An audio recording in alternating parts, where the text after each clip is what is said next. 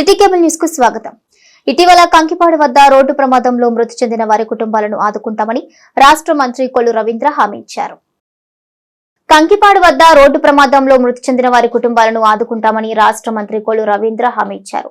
ఇటీవల కంకిపాడు వద్ద జరిగిన రోడ్డు ప్రమాదంలో మచిలీపట్నం బలరామునిపేటకు చెందిన చీలి ఏసుప్రభు, చింతా రవి, చీలి భానులు మృతి చెందారు. ఈ ప్రమాదంలో తన కుమారుడు చీలి భాను మృతి చెందిన విషయం తెలిసిన చీలి సుధారాణి గుండెపోటుతో మృతి చెందింది. ఇక మృతుల కుటుంబాలను రాష్ట్ర మంత్రి కొల్లు రవీంద్ర పరామర్శించారు. ఈ సందర్భంగా ఆయన మాట్లాడుతూ రోడ్డు ప్రమాదంలో ముగ్గురు ఈ విషయం తెలిసి మరొకరు మృతి చెందడం దిగ్భ్రాంతి కలిగించిందన్నారు. ఇక మృతుల కుటుంబాలకు తన ప్రగాఢ సానుభూతి వ్యక్తం చేశారు. ప్రభుత్వ పరంగా బాధిత కుటుంబాలను ఆదుకునేందుకు చర్యలు తీసుకుంటామన్నారు. మచిలీపట్నం విజయవాడ జాతీయ రహదారి విశాలంగా ఉండటంతో ప్రమాదాలు నివారించేందుకు అప్రమత్తంగా అవసరమన్నారు. పలువురు కూటమి నాయకులు బాధిత కుటుంబాలను పరామర్శించిన వారిలో ఉన్నారు. బందర్ వాసులు విజయవాడ నుంచి వస్తున్నటువంటి సందర్భంలో జరిగినటువంటి రోడ్డు ప్రమాదంలో చింతా రవి, చీలి భాను, అదేవిధంగా ప్రభు వాళ్ళ మరణాన్ని చూసి తట్టుకోలేక వాళ్ళ తల్లిగారు కూడా చనిపోవడం చాలా దురదృష్టం. నలుగురు ఒకే రోజు మరి ఇక్కడ బలరాంపేటలో చాలా దురదృష్టకరమైనటువంటి సంఘటన. మరి నిజంగా వాళ్ళకి మనస్ఫూర్తిగా ఘనమైన నివాళులు అర్పిస్తూ ఉన్నాం. ఆ కుటుంబాలకి తప్పకుండా ప్రభుత్వ పరంగా ఎలాంటి సహాయ సహకారం కావాలన్నా అందించడానికి తగిన చర్యలు తీసుకోవడం కూడా జరుగుతాయి. నేను ముఖ్యంగా అందరికీ చెప్పేది ఈ రోడ్డు ప్రమాదాలని జాగ్రత్తగా, ఎందుకంటే రోడ్స్ చాలా విశాలంగా ఉండడం వల్ల హై స్పీడ్తో వెళ్ళిపోవడం, దానివల్ల ప్రమాదాలు బారిన పడతాం. వాళ్ళ మీద ఆధారపడిన కుటుంబాలు నిజంగా చిన్న వయసులోనే మరి వారి వితంతులుగా మారిపోవడం చూస్తే చాలా బాధ అనిపిస్తుంది. చిన్నపిల్లలు, ఆడపిల్లలు నిజంగా మరి ఇలాంటివి జాగ్రత్తగా, ముఖ్యంగా యువత జాగ్రత్తగా ఉండాలని, అప్రమత్తంగా ఉండాలని మరి మరొకసారి కోరుకుంటూ వారికి నా ఘనమైన మాజీ ముఖ్యమంత్రి కె రోషయ్య 3వ వర్ధంతిని జిల్లా ఆర్యవైశ్య సంఘం ఘనంగా నిర్వహించింది. మాజీ ముఖ్యమంత్రి కె రోషయ్య 3వ వర్ధంతిని జిల్లా ఆర్యవైశ్య సంఘం ఘనంగా నిర్వహించింది. ఈ సందర్భంగా వాసవి భవనంలో జరిగిన కార్యక్రమంలో దివంగత రోషయ్య చిత్రపటానికి పలువురు పూలమాలలు వేసి నివాళులర్పించారు. ఉమ్మడి ఆంధ్రప్రదేశ్ ముఖ్యమంత్రిగా, తమిళనాడు గవర్నర్ గా, ఉమ్మడి రాష్ట్రానికి సుదీర్ఘకాలం ఆర్థిక మంత్రిగా రోషయ్య విశిష్ట సేవలు అందించారని ఈ సందర్భంగా వక్తలు కొనియాడారు. ఇక రోషయ్య జీవితం అందరికీ ఆదర్శప్రాయమన్నారు. ఈ కార్యక్రమంలో సన్నిధి నాగసాయి శ్రీనివాస్, వెచ్చ మల్లికార్జున గుప్తా, వేముల శ్రీనివాస్ తదితరులు పాల్గొన్నారు. కృష్ణా జిల్లా ఆర్యవైశ్య సంఘం తరఫున ఆయనకి ఘనంగా నివాళులు అర్పించడం జరుగుతుంది. అలాగే కొనియేటి రోషయ్య గారు ఆర్యవైశ్య మహాసభకి దిశానిర్దేశకంగా ఆయన ఎంతో ఔన్నత్యం కలిగిన వ్యక్తి. అలాగే అనేక సార్లు బడ్జెట్ ప్రవేశపెట్టి గిన్నిస్ బుక్ ఆఫ్ రికార్డులోకి ఎక్కిన వ్యక్తి. అలాగే ఆంధ్రప్రదేశ్కి ముఖ్యమంత్రిగా, తమిళనాడు గవర్నమెంట్కి గవర్నర్గాను పనిచేసిన వ్యక్తి. ఆయన మన వైశ్య జాతికి ఎంతో ఉన్నతమైన వ్యక్తి.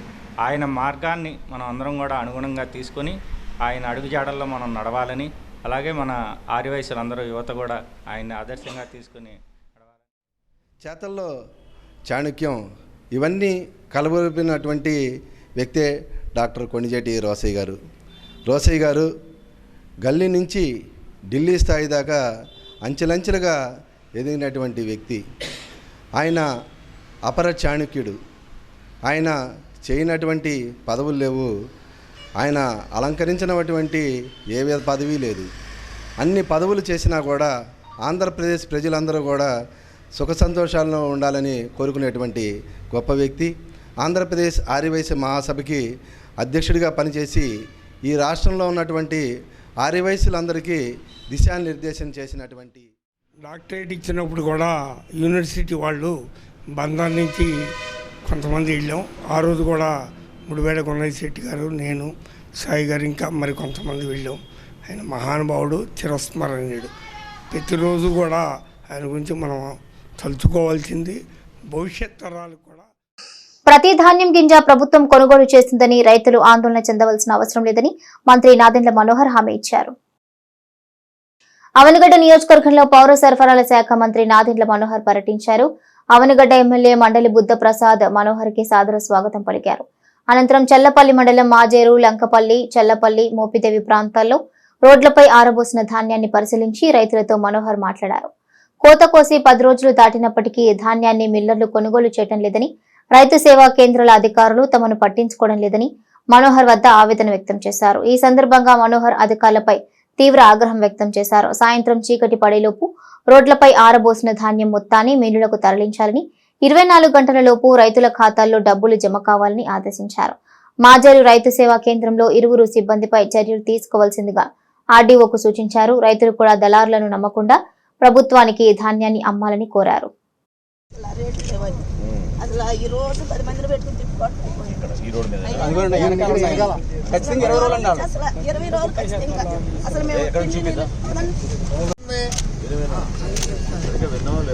అవనిగడ్డ నియోజకవర్గంలోనే ధాన్యం కొనుగోలు 25 కోట్ల రూపాయలు ఖర్చు పెట్టాం 24 గంటల లోపు. 24 గంటల లోపే వేస్తున్నాం. మీరు దళాలకు ఇవ్వకండి, ప్రభుత్వానికి ఇవ్వండి. ప్రభుత్వం మీద ప్రభుత్వం కొంటలేదండి, ప్రభుత్వం కొంటలా. చెప్పండి. 14 ఒడ్డుకోసాము, 3 రోజులు అయిందండి.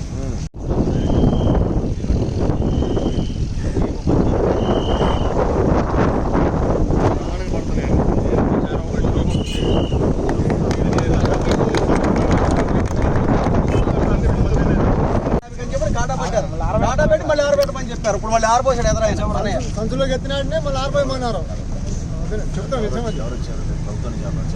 ప్రభుత్వం నుంచి ఏమో వాళ్ళు తీసుకుంటలేదండి. 20 ఉంటేనే మార్చి తీసుకుంటాం, లేదా తీసుకోమని చెప్తున్నారండి. ప్రభుత్వం నుంచి మార్చి 20 ఉండాలి, 20 లోపు ఉండాలి. 20 పైన ఉంటే మేము తీసుకోమని చెప్పానండి. ఇప్పుడు ఏం పైన వాతావరణం పోవాలా, పోయిపోతేనేమో ఇప్పుడు పట్టు చేతికి వచ్చింది. అధికారులందరికీ 25% వరకు తీసుకోమని చెప్పాం. 17 వరకు పోత ఉండదు. మా అగ్రికల్చర్ అసిస్టెంట్ పొద్దున కూడా మేము వెళ్ళామండి. నిన్న చెప్పాం, పొద్దున కూడా వెళ్ళాం.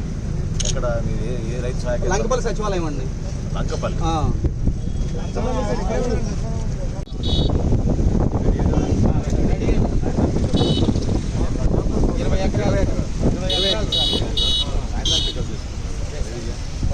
ఆడియో గారు నమస్కారం.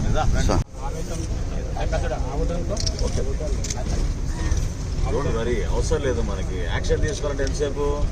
5 నిమిషాలు. అది వద్దు, కన్విన్స్ చేయాలి వాళ్ళని. మనం కేసులు బుక్ చేద్దాం అంటే ఎట్లా? అట్లా చేయబాకండి, మాట్లాడదాం, కన్విన్స్ చేద్దాం. ఎందుకు ఎవరు ఆ రైస్ మీద ఎందుకు ఒప్పుకోడు? ప్రభుత్వం అని చెప్పినా ఒప్పుకోవడం ఏంటి? అసలు ప్రసక్తే లేదు. ఇది అక్కడదండి, చాలా బాగుంది. లేదు, మేము అరేంజ్ చేస్తాం. ఏ రైతు సహాయ కేంద్రం కింద వచ్చింది మీది? అదే సేమ్ అదే.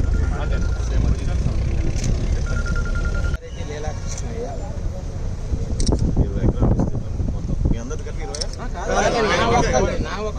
మీరు 12-62 తీసుకోవట్లేదు సార్. చెప్తాను. 12-24 25% మీరు ఎలా చేయమంటున్నారు. కోసింది నిన్నేనండి. నిన్న కోసారా? చాలా బాగుంది. నిన్న కోసం అన్ని బాగున్నాయి. ఈ ఆరు పెట్టేస్తారండి. అయిపోతుంది, సాయంత్రానికి అయిపోతుంది. ఇబ్బంది లేదు.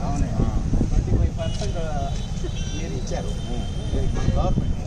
వాళ్ళేమో దాన్ని ఎలా చేయలేదు. మా ఇబ్బంది అదండి. మేము ఆర్థిక కేంద్రంగా ఇవ్వాలని. మీరు రైతు సహాయ కేంద్రాలు వెళ్ళి సర్టిఫికేట్ తీసుకున్నారా? ఎంత వచ్చింది? 25%. కృష్ణా జిల్లాలో అవనిగడ్డ నియోజకవర్గంలో పెద్దలు మండల బుద్ధప్రసాద్ గారితో రైతులు ఏ విధంగా ధాన్యాన్ని పండించిన తర్వాత ఎక్కడైతే కొన్ని మిల్లర్లు కొనుగోలు ప్రక్రియ పూర్తి స్థాయిలో చేయలేకపోతున్నారో ఆ సమస్యలు వాళ్ళతో వినడానికి, అదేవిధంగా ప్రభుత్వానికి నుంచి మేము కల్పించిన వెసులుబాటు, కొన్ని సంస్కరణల గురించి రైతులతో కూడా మాట్లాడడం జరిగింది.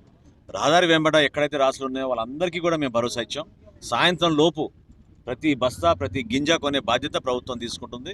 ఖచ్చితంగా 1725 లేదా 1740 రూపాయల చొప్పున కొనుగోలు చేసి ఒక్క రోజు లోపే 24 గంటల లోపే మీరు మిల్లర్లకు అందించిన 24 గంటల లోపే ప్రభుత్వం నుంచి మీ ఖాతాలోకి డబ్బులు జమ అయ్యే విధంగా రాష్ట్ర వ్యాప్తంగా అద్భుతమైన ప్రక్రియ జరుగుతోంది. నిజంగా మనం అభినందించాలి గౌరవ ముఖ్యమంత్రి గారు చంద్రబాబు నాయుడు గారిని, అదేవిధంగా ఉప ముఖ్యమంత్రి గారు పవన్ కళ్యాణ్ గారికి వాళ్ళు ఇచ్చిన సపోర్ట్కి. ఎందుకంటే ఈ రోజు వరకు 2100 కోట్ల రూపాయలు ధాన్యం కొనుగోలు చేశాం. అందులో సుమారు 2050 కోట్లు ఒకే రోజులో డబ్బులు పడిపోయినాయి రైతుల ఖాతాలోకి. ఆ విధంగా కష్టపడి పనిచేస్తున్నాం. అవనిగడ్డ నియోజకవర్గం గురించి బుద్ధప్రసాద్ గారు చెప్తారు. నిన్న ఈ రోజు వరకు అవనిగడ్డ నియోజకవర్గంలో సుమారు 25,89,00,000 రూపాయలు రైతుల ఖాతాల్లోకి డబ్బులు జమ అయినాయి. సో చాలా పారదర్శకంగా ఒక చక్కటి కార్యక్రమం జరుగుతోంది. కాకపోతే వాతావరణంలో కొన్ని మార్పుల వలన రైతుల ఆందోళనతోటి హడావడిగా 30-40 రోజుల్లో జరగాల్సిన ప్రక్రియ 3 రోజులకే పరిమితం అయ్యే వరకు కొన్ని ఇబ్బందులు వాళ్ళు ఫేస్ చేశారు. ఖచ్చితంగా మేము గోతాల విషయంలో కానివ్వండి, ట్రాన్స్పోర్ట్ విషయంలో కానివ్వండి, వాళ్ళకి అందించాల్సిన కనీస మద్దతు ధర విషయంలో కానివ్వండి, అదేవిధంగా ఈ జిల్లాలో ప్రత్యేకంగా ఈ ప్రాంతంలో నంబర్ల గురించి కొంచెం ఇబ్బంది ఉంది. 1262 ఆ నంబర్ గురించి కొంచెం ఇబ్బంది ఉంది. ఈరోజు ఉదయమే మేము రాష్ట్ర వ్యాప్తంగా మనం అధికారులందరూ కూడా ఈరోజు టెలికాన్ఫరెన్స్ పెట్టి ఇక్కడ ప్రత్యేకంగా ఈ జిల్లాలో ఉన్న రైస్ మిల్లర్స్ తోటి మాట్లాడాం. ఎవ్వరు కూడా ఇబ్బంది పెట్టొద్దు. రైతు వచ్చి ధాన్యాన్ని తీసుకొచ్చి సరుకు తీసుకొచ్చి రైస్ మిల్కి వచ్చినప్పుడు కొనుగోలు చేసే బాధ్యత రైస్ మిల్లర్కి ఉంటుంది. పొరపాటు చేయొద్దని చెప్పి చాలా స్పష్టంగా మేము ప్రభుత్వానికి ఆదేశాలు చేశాం. ఎవరికి ఇబ్బంది కలగకుండా ఒక మంచి వాతావరణంలో ఈ కార్యక్రమాన్ని ముందు తీసుకెళ్లేట్టు అందరం కలిసి కృషి చేస్తాం. అధికారులను కూడా మనం అభినందించాలి. ఎందుకంటే ఇందాక అన్నట్టు వారం రోజుల నుంచి ఎవరికి నిద్ర లేవు. రాత్రి పౌలు కష్టపడి మేము ధాన్యం సేకరణ చేస్తాం. ఒక కృష్ణా జిల్లాలోనే 1,00,000 మెట్రిక్ టన్నులు ధాన్యం సేకరణ ఆల్రెడీ పూర్తి అయిపోయింది. ఈ గత సంవత్సరంతో పోలిస్తే అసలు చాలా తేడా ఉంది. ఆ విధంగా నిలబడడం రైతు కోసం కొంచెం కష్టం జరిగింది. ఎందుకంటే సడన్గా వాతావరణ మార్పులు వచ్చినాయి కాబట్టి వాటిని అధిగమించి. ప్రముఖ గాయకుడు ఘంటసాల గాత్రం అజరామమని పలువురు వక్తలు పేర్కొన్నారు. ప్రముఖ గాయకుడు ఘంటసాల గాత్రం అజరామమని పలువురు వక్తలు పేర్కొన్నారు. దివంగత ఘంటసాల 102వ జయంతిని ఆయన అభిమానులు ఘనంగా నిర్వహించారు. ఈ సందర్భంగా మున్సిపల్ పార్క్ వద్ద ఆయన విగ్రహానికి పూలమాలలు వేసి నివాళులర్పించారు. అమర గాయకుడు ఘంటసాల పాటలు చిరస్మరణీయమని, భౌతికంగా ఘంటసాల దూరమైన ఆయన ఆలపించిన గీతాలు అందరి మధ్యలో సజీవంగా ఉన్నాయన్నారు. ఈ కార్యక్రమంలో టీడీపీ నాయకుడు Konakalla Bullayya, RTC DM Peddiraju, PV Phanikumar, bonda Rambrahmam, Dhulipalla Sriramachandramurthy తదితరులు పాల్గొన్నారు. తెలుగువారు ఎక్కడున్నా కూడా ప్రపంచవ్యాప్తంగా ఇప్పటికీ చెక్కు చెదరని అభిమానాన్ని సంపాదించిన స్వర్గీయ ఘంటసాల వెంకటేశ్వరరావు గారి యొక్క 102వ జయంతి సందర్భంగా ఇక్కడికి విచ్చేసిన పెద్దలందరికీ కూడా నమస్కారాలు తెలియజేస్తూ, ఎవరైతే మనకి మధురానుభూతులు అందజేశారో వారిని ఎప్పుడు కూడా గుర్తుంచుకోవాలి. ఎక్కడైనా సరే ఇవాళకిను మా అన్నగారు నారాయణరావు గారు రోజు ఘంటసాల పాటలు, పాత పాటలన్నీ పెట్టుకుంటూ ఉంటాడు, మేము పెట్టుకుంటూ ఉంటాం. దాంట్లో ఉన్న అర్థాలు, ఆ మధురం ఇక వేరే ఎక్కడ. ఎవరైతే దేశం కోసం పనిచేసే స్వాతంత్ర సమరయోధులు, ఆయన ఆ రోజుల్లో స్వాతంత్రోద్యమంలో ఆయన పాల్గొనడం జరిగింది. ఘంటసాల వెంకటేశ్వర గారు ముఖ్యంగా మన ప్రాంతం వాడు అవటం, టేకుపల్లి అవటం అనేది మనందరం కూడా గర్వించదగిన విషయం. ఇవాళకి ఆయన యొక్క పాటలు చిరస్థాయిగా ఉండిపోయినాయి. ఘంటసాల లాంటి మధుర గాయకుడిని మరలా చూడలేం. ఆయన పాత పాటలు వింటూ ఉంటే మనసు ఎంతో ఆహ్లాదకరంగాను, కష్టాలన్నీ మర్చిపోతాం. ఇవాళ ఆ మహానుభావుడి యొక్క కార్యక్రమాన్ని ఇక్కడ ప్రతి ఏటా కూడా అభిమానులు, రామబ్రహ్మం గారు, మరి ఫణి గారు కానీ ఈరోజు తెలుగు సినిమా లలిత సంగీతం పుట్టినరోజు. ఘంటసాల గారు పుట్టినరోజు అంటే లలిత సంగీతం పుట్టినరోజు. అటువంటి మహాగాయకుడు బ్రతికినంతకాలం పాడాలని, పాడినంతకాలం బ్రతకాలనే ఆశయంతో జీవించిన వ్యక్తి. నిజంగానే ఆయన చివరి రోజు వరకు హాస్పిటల్లో బెడ్ మీద ఉండి కూడా భగవద్గీతని ఆలపించి మనకి గొప్ప రికార్డుని అందించినటువంటి గొప్ప వ్యక్తి. తెలుగువారు, తెలుగు ప్రజలు, తెలుగు సినిమాలు ఉన్నంతకాలం కూడా ఆయన మన మనసులోనే నిలిచిపోతాడు. మా ఘంటసాల సంఘం యొక్క ముఖ్య ఉద్దేశం ఈ తరానికే కాదు, భావి తరాలకు కూడా ఆయన పాటను అందించాలనే ఉద్దేశంతో ముఖ్యంగా ఈ కచేరీలు కానీ ఇవి కానీ ఏర్పాటు చేస్తున్నాం. మీ అందరి సహకారం ఉంటే ఇంకా పెద్దగా గొప్పగా చేస్తాం. గొప్ప విషయం ఏంటంటే కృష్ణా జిల్లాలో త్రిమూర్తులు, తెలుగు సినిమా త్రిమూర్తులు పుట్టిన గడ్డ కృష్ణా జిల్లా. అక్కినే నాగేశ్వరరావు గారు, నందమూరి తారక రామారావు గారు, ఘంటసాల వెంకటేశ్వరరావు గారు, ముగ్గురు కూడా ఒక్కొక్క సంవత్సరం తేడా పెద్దలు విచ్చేసిన ఈ ఈరోజు 102వ జయంతి మన ఘంటసాల వెంకటేశ్వరరావు గారి 102వ జయంతి సందర్భంగా విచ్చేసిన పెద్దలందరికీ కూడా నా యథోచిత మర్యాదలతో హృదయపూర్వక నమస్కారాలు తెలియజేసుకుంటున్నాను. ముఖ్యంగా ఇటువంటి మహానుభావుని స్మరించుకోవడం అంటే శూన్యం నుంచి ఓంకారం పుట్టింది, ఓంకారం నుంచి శబ్దం పుట్టింది, శబ్దం నుంచి అక్షరం పుట్టింది, అక్షరం నుంచి పదం పుట్టింది, పదం నుంచి గీతం పుట్టింది. ఆ గీతానికి సంగీతం ఆలపిస్తే సంగీతాన్ని సమకూర్చితే ఏ విధంగా ఉంటుంది అనేది అక్కడ ఈ యొక్క సరిగమ పదనిసలతోటి మంచి దాని విజయకేతనం ఎగరవేసి ఆబాల గోపాలం అందరినీ కూడా మరపించేలాగా మన తెలుగు భాష బ్రతికి ఉన్నంతకాలం కూడా, తెలుగు జాతి బ్రతికి ఉన్నంతకాలం కూడా మధురానుభూతులు అందించినటువంటి మంచి స్ఫూర్తినిచ్చేసిన ఘంటసాల వెంకటేశ్వరరావు గారు అమరజీవులు. ఆయన యొక్క ఆబాల గోపాలం అందరూ కూడా అలరించే విధంగా ఇంత చక్కటి సంగీతాన్ని మన జాతికి అందించిన మహానుభావులకి ఎన్ని ఘన నివాళులు అర్పించినా కూడా తక్కువే అని చెప్పేసి మనం అందరూ భావించవలసిన విషయం. ఏంటంటే ఎంత ఘంటసాల వెంకటేశ్వర ఇందాక మన చెప్పారు, బొల్లయ్య గారు చెప్పారు, మన రామబ్రహ్మం గారు చెప్పారు. ఏంటంటే ప్రతి ఒక్కరిలో కూడా బుట్టాయిపేటలోని శ్రీ చిట్టి పిల్లారయ్య స్వామి అభిషేక నవనీత అలంకార అర్చన కార్యక్రమాల్లో మంత్రి కొల్లు రవీంద్ర పాల్గొన్నారు. బుట్టాయిపేట చిట్టి పిల్లారయ్య స్వామి దేవాలయంలో చిట్టి పిల్లారయ్య స్వామికి ఉదయం ఘంటసాల మురళీ మోహన్ శర్మచే అభిషేకం నిర్వహించారు. అనంతరం చిట్టి పిల్లారయ్య స్వామి వారికి నవనీతంతో అలంకరణ, అర్చన, మంత్రపుష్పం, తీర్థ ప్రసాదాలు వినియోగించారు. ఇక ఈ కార్యక్రమంలో అనేక మంది భక్తులతో పాటు రాష్ట్ర మంత్రి కొల్లు రవీంద్ర, టీడీపీ కార్యకర్తలు పాల్గొన్నారు. జితేంద్రరెడ్డి చిత్రం నేటి తరానికి స్ఫూర్తిదాయకమని న్యాయవాది వడ్డీ జితేంద్ర పేర్కొన్నారు. తెలంగాణ విద్యార్థి సంఘ నాయకుడు జితేంద్రరెడ్డి జీవిత చరిత్ర ఆధారంగా విడుదలైన చిత్రాన్ని వీక్షించిన అనంతరం న్యాయవాది వడ్డీ జితేంద్ర మాట్లాడుతూ గొప్ప జాతీయవాదం గల నాయకుడు జితేంద్రరెడ్డి అన్నారు. ఈ సందర్భంగా తెలంగాణ విద్యార్థి సంఘ నాయకులు సామ జగన్మోహన్ రెడ్డి, జితేంద్రరెడ్డి చిత్రపటాలకు వడ్డీ జితేంద్ర, పలు విద్యార్థి సంఘాలు, పట్టణ ప్రముఖులు పూలమాలలు వేసి నివాళులర్పించారు. నేటికి తెలంగాణలో సామ జగన్మోహన్ రెడ్డి, జితేంద్రరెడ్డి పేరిట జాతరలు జరగటం విశేషమని, తెలంగాణ యువతకు వీరిరువురు స్ఫూర్తిదాతలుగా నిలిచారన్నారు. చిత్రపటాలకి పూలమాలలు వేసి ఆ మహానుభావుల యొక్క జీవిత చరిత్ర యథార్థ గాథను సినిమాగా చిత్రీకరించారు. ఆ సినిమా చూడటానికి భారతీయ జాతీయ భావం, జాతీయవాదం నరనరాన అంటిపెట్టుకున్న స్వయంసేవక బంధువులందరూ విరివిగా విచ్చేశారు. ఫస్ట్ వాళ్ళందరికీ కూడా ధన్యవాదాలు. ముఖ్యంగా సామా జగన్మోహన్ రెడ్డి గారి గురించి తెలియాల్సిన అవసరం ఉంది.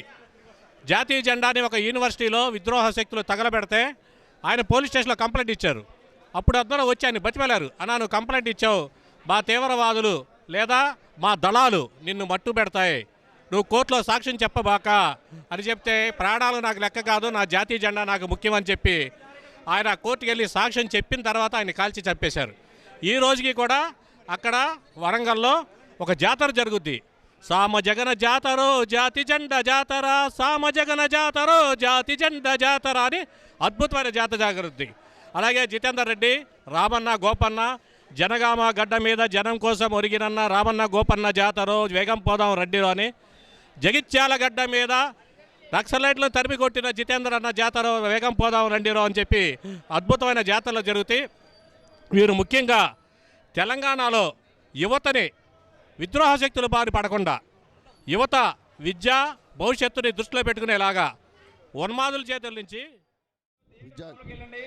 క్రమశిక్షణగా ఉండాలి, అందరూ ఒకళ్ళ థియేటర్లోకి వెళ్ళండి.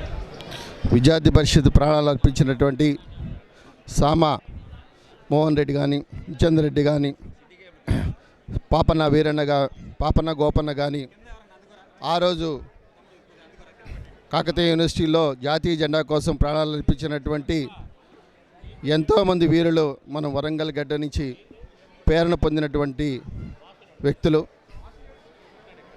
ఈ యొక్క సినిమా, జితేందర్ రెడ్డి యొక్క సినిమా ఎందుకు తీశారు అంటే నేటి పరిస్థితులకు అనుగుణంగా సమాజానికి గత చరిత్ర తెలుసుకోవాలని, గత చరిత్రలంగానే దేశభక్తులు తయారవుతారు కాబట్టి ఆ దేశభక్తి ప్రేరణ పొందుతూ రాబోలో ఛాలెంజెస్ అన్నీ తీసుకుని ముందుకు సమాజాన్ని, దేశాన్ని నడిపించాల్సిన, హిందూ సమాజాన్ని నడిపించాల్సిన అవసరం ఉన్నది. కాబట్టి ఈ ప్రేరణతో సమాజం ముందుకు చైతన్యం కలపాలి, దేశాన్ని, ప్రపంచాన్ని శాంతియుతంగా నడిపించాలని కోరుకుంటూ భారతమాతకు జై, జై హింద్.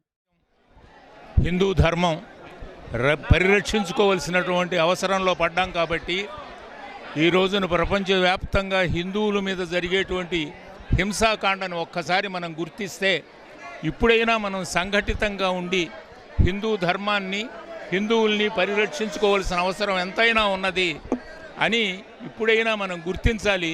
ఇందుకోసం జీవితాంతం శ్రమపడినటువంటి జితేందర్ రెడ్డి, జగన్మోహన్ రెడ్డి గారు మనకి మార్గదర్శకులుగా మనకు ఉన్నారు. ఈ రోజున మంచి అవగాహనతో హిందువులందరూ మేల్కోవాలి. మేల్కొన్నటువంటి హిందువులు సంఘటితంగా ఐకమత్యంగా ఉండి ప్రతిఘటించాలి అవసరమైతే, లేకపోతే హిందూ ధర్మం నిలవదు. కాబట్టి దీన్ని నిలుపుకోవాల్సిన పవిత్ర బాధ్యత మన మీదే ఉన్నదని మరొక్కసారి. ధాన్యం కొనుగోలు చేసిన 24 గంటల్లో రైతుల ఖాతాల్లోకి సొమ్ములు జమవుతాయని రాష్ట్ర పౌర సరఫరాల శాఖ మంత్రి నాదెండ్ల మనోహర్ తెలిపారు. అవనిగడ్డ నియోజకవర్గంలో ధాన్యం కొనుగోళ్లపై క్షేత్రస్థాయి పరిశీలనలో రాష్ట్ర పౌర సరఫరాల శాఖ మంత్రి నాదెండ్ల మనోహర్ క్షేత్రస్థాయి పరిశీలన జరిపారు. ఈ సందర్భంగా ఆయన మాట్లాడుతూ రైతులెవరూ దళారులను నమ్మి మోసపోవద్దని, ధాన్యం తక్కువ ధరకు దళారులకు అమ్ముకోవద్దని, రైతు పండించిన ప్రతి గింజ ప్రభుత్వం కొనుగోలు చేస్తుందని రాష్ట్ర పౌర సరఫరాల శాఖ మంత్రి నాదెండ్ల మనోహర్ భరోసా ఇచ్చారు. ధాన్యం సేకరించిన 24 గంటల్లోపే రైతుల ఖాతాల్లో సొమ్ము జమ చేస్తామని హామీ ఇచ్చారు. అవనిగడ్డ నియోజకవర్గం పరిధిలోని చెల్లపల్లి, ఘంటసాల మండలాల్లో ఎమ్మెల్యే మండలి బుద్ధప్రసాద్ తో కలిసి మనోహర్ క్షేత్రస్థాయి పరిశీలన చేపట్టారు. రైతులు రోడ్లపై ఆరబెట్టిన ధాన్యాన్ని పరిశీలించారు. ధాన్యం కొనుగోలులో సమస్యలపై రైతులను ఆరా తీశారు. ఇక వాతావరణ పరిస్థితుల దృష్ట్యా తేమ శాతం అటు ఇటుగా ఉన్న ధాన్యం కొనుగోలు చేయాలని అధికారులను ఆదేశించారు. వెంటనే రైతులు సిద్ధం చేసిన ధాన్యం మొత్తం కొనుగోలు చేయాలని దిశానిర్దేశం చేశారు. చెల్లపల్లి మండలం పాత మాజేరు, మంగళాపురం, చెల్లపల్లి, కాసానగరం, పెదప్రోలు, ఘంటసాల మండలం, లంకపల్లి తదితర గ్రామాల పరిధిలో మనోహర్ క్షేత్రస్థాయి పరిశీలన నిర్వహించారు. సమాచారంతో క్షేత్రస్థాయిలో మేము అందరం కూడా పర్యటిస్తున్నాం. ఈరోజు కృష్ణా జిల్లాలో అవనిగడ్డ నియోజకవర్గంలో పెద్దలు మండలి బుద్ధప్రసాద్ గారితో ఈ 3 మండలాల్లో రైతులతో మమేకమై వాళ్ళ సమస్యలు తెలుసుకొని, ప్రధానంగా ఇక్కడ తేమ శాతం ఎక్కువ ఉంది అనే ఆలోచన, రెండోది 1262 నంబర్లు ధాన్యం కోసం వాళ్ళు కొంచెం ఆందోళన చెందుతున్నారు. ఈ 2 సమస్యలపైన కూడా అధికార యంత్రాంగంతో టెలికాన్ఫరెన్స్ ఏర్పాటు చేసి రైస్ మిల్లులందరికీ కూడా ఆదేశాలు ఇవ్వడం జరిగింది. ఎట్టి పరిస్థితిలో చివరి గింజ వరకు కొనే బాధ్యత రాష్ట్ర ప్రభుత్వం తీసుకుంటుంది. ఎక్కడ కూడా కనీస మద్దతు ధర కన్నా తక్కువ కొంటే రేపటి నుంచి కలెక్టర్ గారికి తగిన ఆదేశాలు ఇవ్వడం జరిగింది. వాళ్ళకి ఖచ్చితంగా వాళ్ళపైన క్రిమినల్ యాక్షన్ తీసుకునే విధంగా, కేసులు పెట్టే విధంగా మేము ముందుకెళ్తాం. రైతు ఎవరు కూడా మిల్లర్ దగ్గరికి వెళ్ళి మాకు అన్యాయం జరిగిందనే భావన వాళ్ళకి కలగకూడదు. 1725 రూపాయలు, మంచి క్వాలిటీ అయితే 1740 రూపాయలు చొప్పున కనీస మద్దతు ధరతో రాష్ట్ర వ్యాప్తంగా కొనాల్సిన బాధ్యత ప్రభుత్వానికి ఉంటుంది, అదేవిధంగా మిల్లర్లకు ఉంటుంది. ఆ పొరపాటు చేయకుండా ఉండడానికి కోసం చిన్న చిన్న గ్యాప్లు ఎక్కడైనా ఉంటాయి, ట్రాన్స్పోర్టేషన్ విషయంలో కానివ్వండి, లేబర్ విషయంలో కానివ్వండి, గోతాల విషయంలో కానివ్వండి. బంగ్లాదేశ్ లో హిందువులపై జరుగుతున్న దాడుల పట్ల హిందూ ఐక్యవేదిక కార్యకర్తలు నిరసన వ్యక్తం చేశారు. బంగ్లాదేశ్ లో హిందువులపై జరుగుతున్న దాడులను నిరసిస్తూ హిందూ ఐక్యవేదిక ఆధ్వర్యంలో కోనేరు సెంటర్ లో భారీ నిరసన ప్రదర్శన నిర్వహించారు. కోనేరు సెంటర్ నుంచి కలెక్టరేట్ వరకు నిర్వహించిన నిరసన ప్రదర్శనలో హిందూ ఐక్యవేదిక కార్యకర్తలు పెద్ద సంఖ్యలో పాల్గొని తమ నిరసన వ్యక్తం చేశారు. హిందువులపై దాడులు ఆపకపోతే తీవ్ర పరిణామాలు ఎదుర్కోవాల్సి ఉంటుందని హెచ్చరించారు. అనంతరం జిల్లా కలెక్టర్ కు వారు వినతి పత్రం ఇచ్చారు. ప్రపంచంలోని ప్రతి హిందువు నేడు గత కొంతకాలంగా బంగ్లాదేశ్లోని హిందువులపై అమానుషమైన దాడిని, పరమతస్థుల అమానుష దాడిని చూస్తున్నాము. వారిని అక్కడ ప్రభుత్వం వారు కూడా ఏ విధంగానూ రక్షించే చర్యలు చేయకపోగా మరియు అల్లరి మోకలకు తోడ్పాటును అందిస్తున్నాయి. ఈ విషయాన్ని ప్రపంచము మరియు మన భారతదేశంలోని ప్రతి హిందువు ఖండిస్తున్నాము. నేడు మచిలీపట్నంలో పార్టీలకు, వర్గాలకు, కులాలకు అతీతంగా అందరూ కూడా హిందువులం ఏకమయ్యి భారతదేశంలోని ప్రతి హిందువు స్పందించాలని, అట్లాగే బంగ్లాదేశ్లోని హిందువులపై దాడిని ఖండిస్తూ పలు వారిని కాపాడాలని చెప్పేసి, మన భారతదేశం నుంచి కూడా తగు సహాయం వారికి అందించాలని చెప్పేసి భారతదేశము తర్వాత నలుమూలల ప్రతి వాడవాడలా కూడా ప్రతి హిందువు దీనిపై స్పందిస్తున్నాము. పార్టీలకు అతీతంగా ఈరోజు కూడా మచిలీపట్నం కోనేరు సెంటర్ గత కొంతకాలంగా బంగ్లాదేశ్లో హిందువుల పట్ల అమానుషంగా హిందువులను అవమానించడం, హిందూశీలను అవమానించడం, హిందువులు హత్య చేయడం అనేటువంటిది మేమందరం కూడా హిందూ ఐక్య వేదిక తరఫున ఖండిస్తున్నాం. ఇది ఒక ఫ్యాషన్గా తయారయ్యి హిందువుల పట్ల అనేక రకాలైనటువంటి ఒక కుట్రపూర్వకమైనటువంటి విధానంగా చేయటువంటి చాలా బాధాకరం. మిగతా పార్టీలు, మిగతా సంఘాలు కూడా మరి ఇలాంటివి జరిగినప్పుడు వెంటనే ఖండించేటువంటి విషయాల్లో ముందుకు రావాలని చెప్పేసి, అలాగే బంగ్లాదేశ్లో అరెస్ట్ చేసేటువంటి సినిమాజీ స్వామీజీని విడుదల చేయాలని చెప్పేసి మేము డిమాండ్ చేస్తున్నాం. బంగ్లాదేశ్ పై జరుగుతున్న దాడులు మా విశ్వ హిందూ పరిషత్ ఈ మీడియాలోనే మేము చూస్తున్నాం తప్ప బయట ఏ న్యూస్ ఛానల్లో కూడా మేము చూడలేదు. కాబట్టి దీన్ని కొంచెం పబ్లిసిటీ ఎక్కువ చేయాలి, అందరికీ తెలిసేలా చేయాలి. ప్రతి హిందూ కూడా దీన్ని మన బాధ్యతగా తీసుకోవాలండి. ఇది మనకు ఒక్కరికే కాదు, ఎక్కడో జరుగుతుంది బంగ్లాదేశ్లో అని వదిలేయకూడదు. రేపు మనకు కూడా ఇదే జరగచ్చు. ఇప్పుడు మనం ఊరుకుని మన ఇంట్లో ఉండి మనదేలే అనుకుంటే రేపు ఇదే పరిస్థితి అందరికీ జరుగుతుంది. అంతకుముందు కూడా బంగ్లాదేశ్లో ఎలా చేశారో చూసాము. ఇప్పుడు ఇంకా ఆ దాడులు ఏమీ తగ్గలేదండి, ఇంకా పెరుగుతున్నాయి తప్ప తగ్గలేదు. కాబట్టి ప్రతి హిందూ కూడా తన బాధ్యతగా తీసుకుని మన హిందువులకి సపోర్ట్ చేయాలి, అందరూ సపోర్ట్గా నిలవాలి. మీడియా కూడా దీన్ని ఎక్కువ పబ్లిసిటీ చేయాలి, హిందువుల్ని సపోర్ట్ ఇవ్వాలి. హిందువులు డాక్టర్ శ్రీహరిరావు హత్య కేసులో నిందితులు ఎవరో నిగ్గు తేల్చాలని అవనిగడ్డ మాజీ ఎమ్మెల్యే వైసీపీ సమన్వయకర్త సింహాద్రి రమేష్ బాబు కోరారు. డాక్టర్ శ్రీహరిరావు హత్య కేసులో నిందితులు ఎవరో నిగ్గు తేల్చాలని అవనిగడ్డ మాజీ ఎమ్మెల్యే వైసీపీ సమన్వయకర్త సింహాద్రి రమేష్ బాబు కోరారు. అవనిగడ్డ వైసీపీ కార్యాలయంలో ఆయన మీడియా సమావేశంలో మాట్లాడుతూ, మేము అవనిగడ్డ నియోజకవర్గంలో అక్రమ ఇసుక, అక్రమ బియ్యం, మద్యం, బెల్ట్ మాఫియా గురించి మాట్లాడుతుంటే మాపై డాక్టర్ శ్రీహరిరావు హత్య కేసు నిందను మోపాలని చూస్తున్నారని విమర్శించారు. ఇలాంటి బెదిరింపులకు భయపడేది లేదని, నియోజకవర్గంలో జరిగే అక్రమాల గురించి మాట్లాడుతూనే ఉంటామని తెలిపారు. ఇక మాకు డాక్టర్ శ్రీహరిరావు అంటే పూర్తిగా అభిమానం ఉందన్నారు. మేము హత్య కేసు విచారణను స్వాగతిస్తున్నామని తెలిపారు. డాక్టర్ శ్రీహరిరావు హత్య కేసులో దోషులెవరు అని నియోజకవర్గ ప్రజలందరికీ తెలియాల్సి ఉందన్నారు. ఈ కార్యక్రమంలో మాజీ market yard chairman Kadavakollu Narasimharao తదితర వైసీపీ నాయకులు పాల్గొన్నారు. డబ్బులు రెండో రోజుకో మూడో రోజుకో పండి వెంటనే కొన్నాం, కళ్ళాలమ్మడే తిరిగాం, జనం అమ్మటి వెళ్ళాం. ఎక్కడైతే ఎవరైనా లిఫ్ట్ చేయట్లేదంటే వాళ్ళ దగ్గరికి వెళ్ళి మాట్లాడి గవర్నమెంట్తో మాట్లాడి లిఫ్ట్ చేయించాం. ఇవాళ కూడా నేనేమంటున్నా అంటే అటువంటి పరిస్థితి తీసుకురండి. రైతుకి ప్రతి సంవత్సరము ప్రకృతి సిద్ధమైన ఇబ్బందులు వస్తాయి. ఆ వచ్చినప్పుడు ఏ ప్రభుత్వం అయితే అధికారులు ఉంటుందో ఆ ప్రభుత్వం వాళ్ళకి సానుకూలంగా అనుకూలంగా స్పందించాలా. ఆ స్పందించే పని చూడమంటున్నాం. దాన్ని తీసుకొచ్చి అది కూడా ఒక రాద్ధాంతం చేస్తాను. అది ప్రకృతి సిద్ధంగా వచ్చింది, నేనేమంటలేదు దానికి. దాన్ని త్వరితగతిన దాన్ని నేను పైకెత్తాను. కాకపోతే కమిషన్దారుడు మధ్యలో ఉండి 1450 రూపాయలకే కొంటున్నాడు. 1725 రూపాయలు ఎంఎస్పీ రేటు ఉంది. ఆ రేటు ఇప్పించండి రైతుకి, అది చేయండి. ఇవాళ మీరు ఎన్ని చెప్పారు, కూటమి ప్రభుత్వం ఎన్ని చెప్పారు? అసలు 2 రోజుల నుంచి పాలాభిషేకంతో సరిపోతుంది. విపరీతమైన డెవలప్మెంట్ అంట, కనపడతలేదా కళ్ళకి. కొందరు సిగ్గులేని ఎదవలంట. మాట భాష ఎవరితో మాట్లాడుతున్నాను? నేను అడిగింది కంపోస్ట్ యార్డ్ సంగతి అడిగా, నేను అడిగింది ఎదురుముడి బ్రిడ్జ్ సంగతి అడిగా, నేను అడిగింది మన బొబ్బర్లంక దగ్గర ఒక బ్యారేజ్ ప్రపోజల్ దాన్ని ఏం చేసుకుని అడిగా. నేను డెవలప్మెంట్ గురించి అడుగుతుంటే బియ్యము, ఇసుక, మట్టి దోపిడీ గురించి అడుగుతుంటే నువ్వు అనేది ఏంటి? నీ డెవలప్మెంట్ లేదని ఎవరన్నారు? పులిగడ్డ పెనుమూడి బ్రిడ్జికి నువ్వు 1,25,00,000, 5 వర్కులకి కలిపి 1,25,00,000 వచ్చింది. అట్లాగే డెల్టా ఆధునీకరణలో శాంక్షన్ అయిన 1,64,62,00,000 165 కోట్లు రూపాయలు. అందులో అవుట్ ఫాల్ సూజ్ కట్టమని ఉంది. అవుట్ ఫాల్ సూజ్ కట్టకుండా పక్కన వంతులు కట్టించావు. అది నీ పొరపాటు. ఇవాళ మమ్మల్ని అంటే దాన్ని కూడా నువ్వు చేసిన పొరపాటుని, ప్రతి పొరపాటుని మా మేధస్సు రుద్దటం. నీకు జనంతో సంబంధాలు లేవు. నువ్వు ఏదో కవులు కళాకారులు తిరిగేవాడివి. ఇవాళ తప్పగా పోయిన 5 ఏళ్లలో నేను జనం మధ్యకు తిరిగా కనుక, జనంతో ఉండా కనుక నీకు తప్పగా ఏదో కాస్త కూస్తో వెళ్తున్నాడు. ఇవాళ రోడ్లు శంకుస్థాపన ఎవరు చేస్తున్నాడు? వాళ్ళ అబ్బాయి చేస్తున్నాడు. వాళ్ళ అబ్బాయికి ఏంటి సంబంధం? ఏం గవర్నమెంట్లో ఉంది పదవి? మార్కెటింగ్ యార్డు ఆడికి వెళ్ళి ధాన్యం కొనుగోలు ఓపెన్ చేస్తాడు.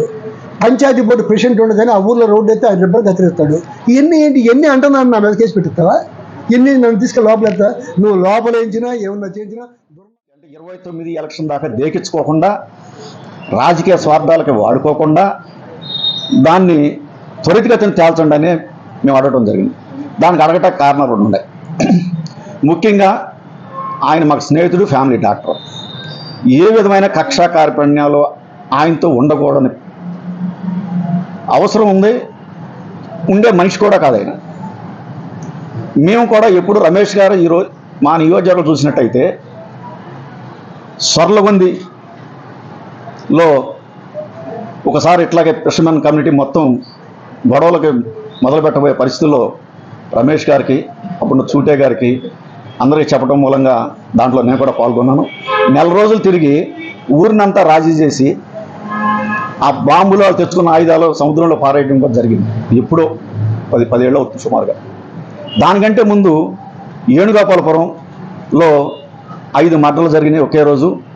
దాని సీక్వెన్సీ మళ్ళీ ఇంకో 2 జరిగినాయి. 7 మర్డర్లు అయ్యి వాళ్ళు కేసులు పెట్టుకుని ఊరు మొత్తం జైలు పాలయ్యే పరిస్థితిలో రమేష్ గారు ఇట్లా ఊరు పోకూడదు, నాశనం అయిపోతున్నాయి, ఈ విధమైన తగాదాలు రైట్ కాదని చెప్పి ఆ రోజున సంవత్సరం పాటు అందరి నాయకుల్ని కలుపుకొని దాన్ని రాజీ చేయటం కోసం సుప్రయత్నం చేసి రాజీ చేయటం కూడా జరిగింది. ఆ తర్వాత అదే సాలింపాన్లో ఒక బామ్మర్ది ఒక అతను చంపేస్తే అది కూడా రాజీ చేయడం జరిగింది. ఆ తర్వాత నుంచి గొడవలు ఎక్కడా లేవు. ఇంకోటి చెప్తున్నా నేను, 14, 19 మన నియోజకవర్గంలో ఎన్ని కేసులు ఉన్నాయో చూడండి. 19, 24 దాకా ఎన్ని కేసులు ఉన్నాయో నియోజకవర్గం మొత్తం పరిశీలించండి, స్టేషన్లు అన్నీ కూడా. అంటే ఎక్కడ గొడవలు జరగకూడదు, కార్యకర్తలు కూడా గొడవ పడకూడదు.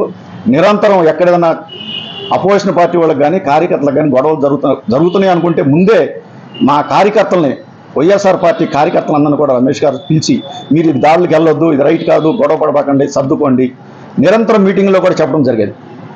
అలా నియోజకవర్గాన్ని శాంతంగా అట్టి పెడుతుంటే ఆయన బుద్ధాప్రసాద్ గారు అయ్యాంలో ఎన్ని మర్డర్లు జరిగినాయి, ఎన్ని దోపిడీలు జరిగినాయి, గాంధీ క్షేత్రాన్ని ఏ విధంగా దోచుకున్నాడు. ఆయన గాంధీవాదంట, గాంధీవాద కుటుంబం అంట, పేరు చెప్పుకోవటాకే పగులుపోవటమే, స్టేజీ మీద మీటింగ్లు చెప్పడం, రాత్రిపూట ఇసుక మట్టి బియ్యం దోసుకోవటం చూస్తూ ఉన్నాం. లిక్కరు చంద్రబాబు నాయుడు గారు అంటాడు, ఒక మాట అంటాడు, నేను ఎక్కడ బెల్ట్ షాపులు పెట్టినాను, బెల్ట్ తీస్తా అంటాడు. ఎవడో తీస్తాడు బెల్టు? ఆయన బెల్ట్ తీసి పడుకోవాలి ఇంట్లో, అంతకంటే నేనేం చేయలేడు. ఇవాళ రాజకీయాలు చూస్తూ ఉంటే బుద్ధాప్రసాద్ గారు చేసే పని ఏ రకంగా ఉంది నియోజకవర్గంలో.